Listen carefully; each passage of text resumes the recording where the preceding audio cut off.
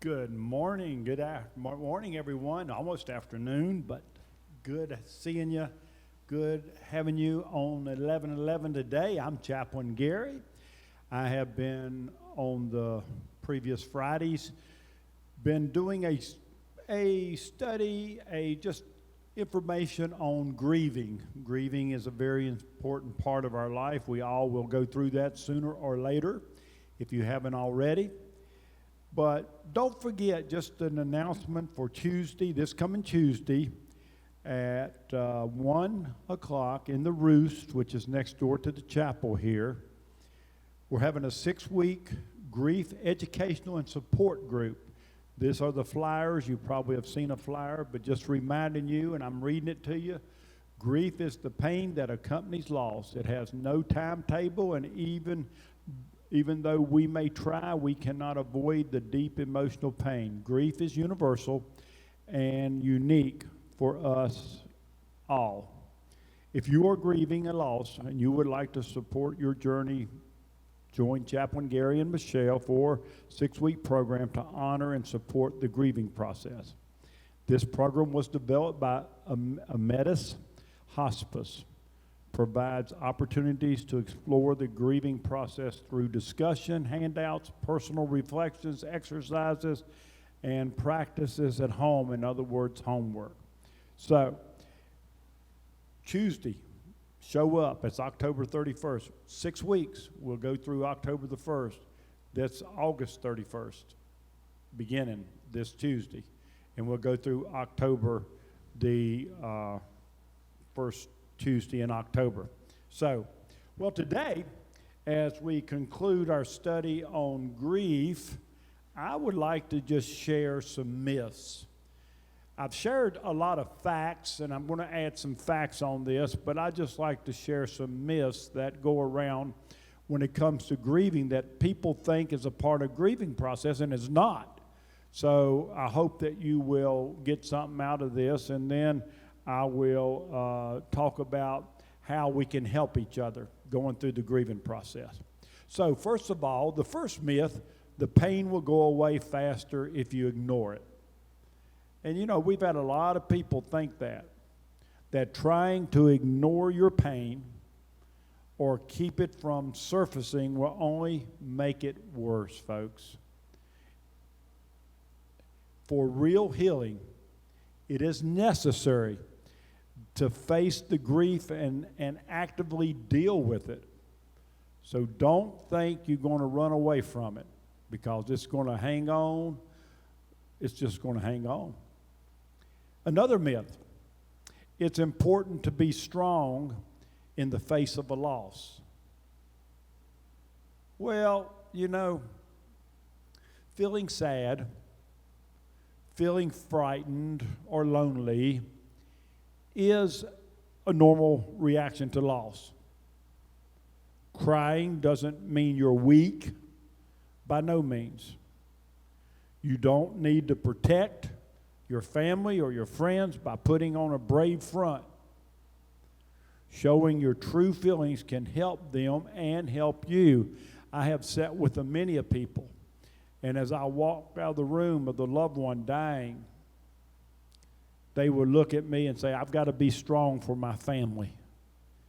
We all have to show our emotions and our grief, and that helps everybody else get through it. Myth number 3. If you don't cry, it means you aren't sorry about the loss. Here's the fact. Crying is a normal response to sadness. You all know this. But it's not the only one. Those who don't cry may feel the pain just as deeply as others. So don't judge whether somebody's crying or not crying. They may simply have other ways of showing it. So be aware of that. Myth number 4, grief should last about a year. There is no right or wrong time frame for grieving. How long it takes can differ from person to person.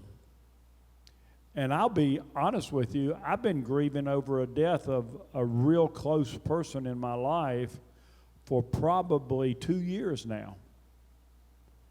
And I work through that daily. But it was a tremendous loss for me. And that is important that we understand that it can go on for years. And in some people's lives, it can go on for just a month. Everybody's different is what we're trying to say. Myth. Moving on with your life means you're forgetting the one you lost. Moving on in your life means you're forgetting the one we lost. That's a new one to me. I mean, moving on, you've accepted the loved one's death, yes. And that's not the same as forgetting them. That's not saying you're forgetting them. Some people put themselves on a guilt trip about that, thinking that, hey, I'm moving on, but I don't want anybody to think that I'm forgetting my loved one, because you're not.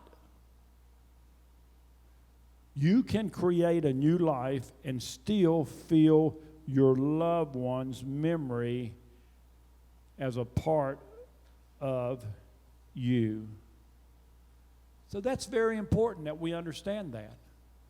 And then the last myth. Here's the last one. Friends can help by not bringing up the subject. Now, I know you've heard that one a lot.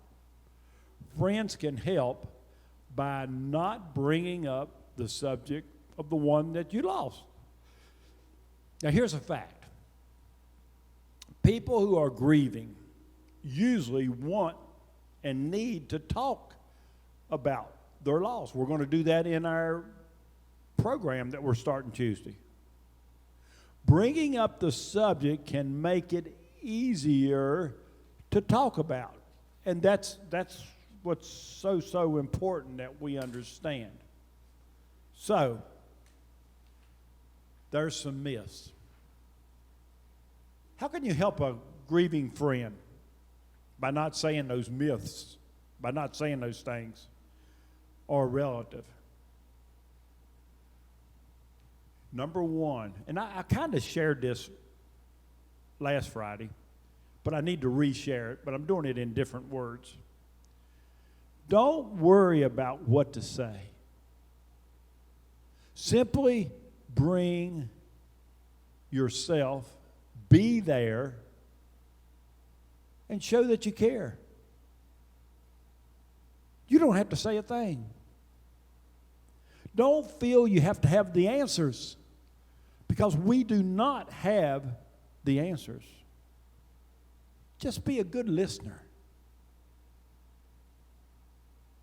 How can we help? Number two, and I've just got through with the myth, but talk about the deceased. Anything you know about them, such as what they said or what they did, it helps grieving persons to keep them closer. Don't think that it's reminding them of that and keeping them under the grieving process. No, they need to talk about that. Number three, call often, especially after the first couple of months. Their energy level may be low.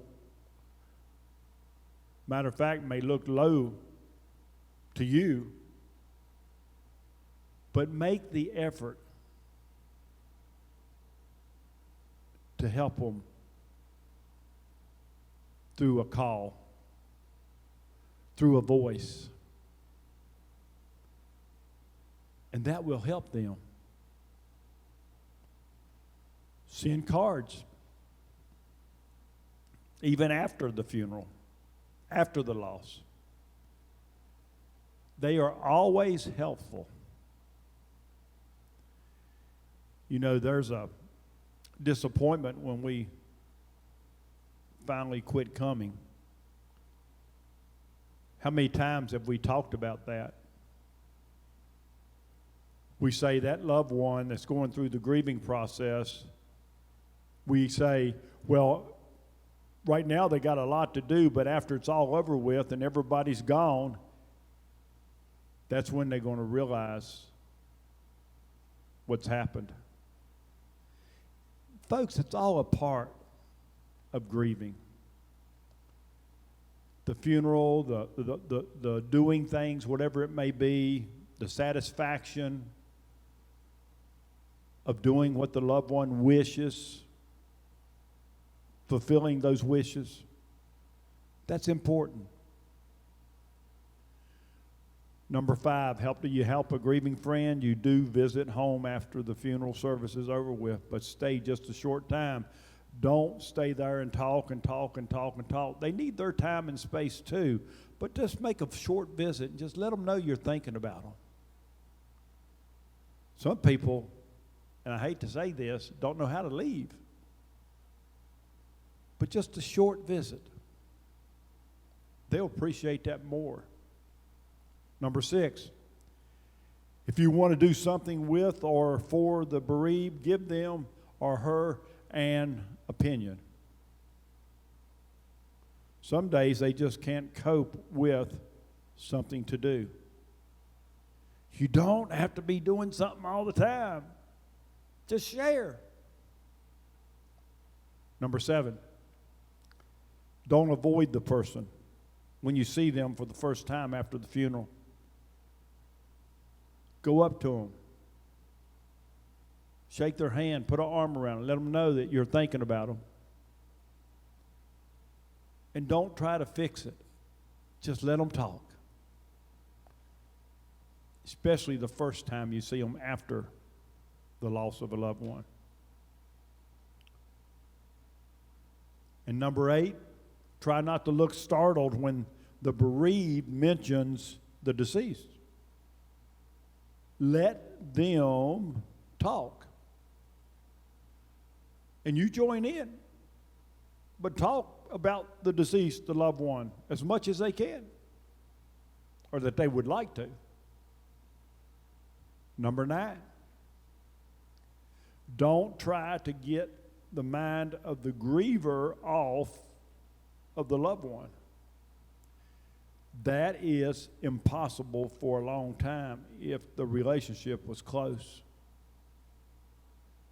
Just remember, the hardest thing for the bereaved is to see life going on.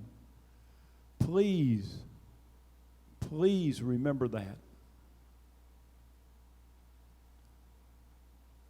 And then number 10, don't make small talk. Talk about what is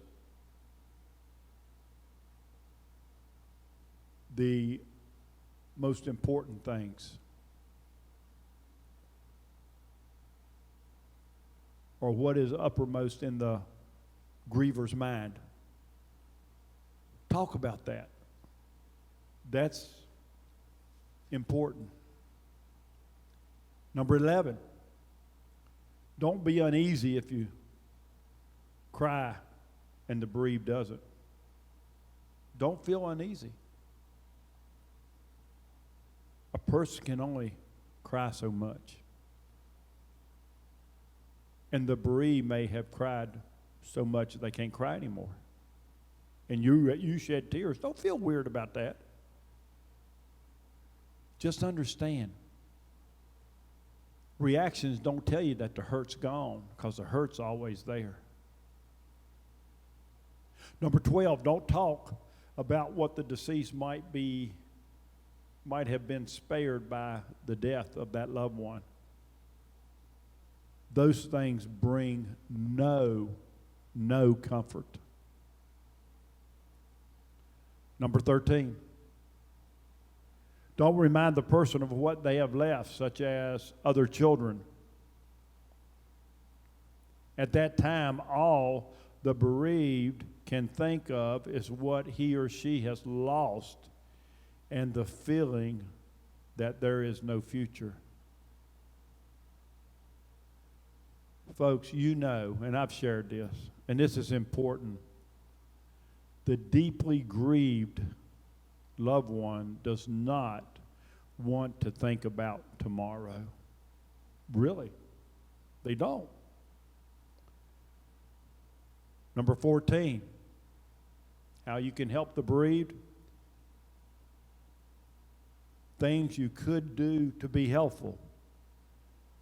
Go to the grocery store for them. A library if they like to read. Pick them up a book. If you have the energy and they need it, go mow their yard. Prepare a meal. Babysit if you have to. Clean the house for them. Number 15. If they have children, invite them to spend time with your children, if you have children. In other words, allow your families to mingle together. Include them. And the last one, 16. Don't assume the deeply bereaved is over grieving. Don't assume that. Because it takes a while. And it takes longer than people think. And don't be macho and think that because you can get over something in 5 weeks or a week or 2 weeks, that they should get over it at the same time that you got over it. Here's the bottom line, and this is my final statement today, and you need to hear this. Share your love with those who are grieving. Share your time, and most importantly, share your prayers. And you'll be on the way to helping the grief. I hope the last few Fridays have been important to you, and I hope to see you next Tuesday, and we'll go through this even more.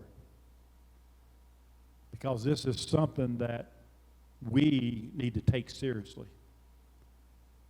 Have a great day. And may you have a great weekend.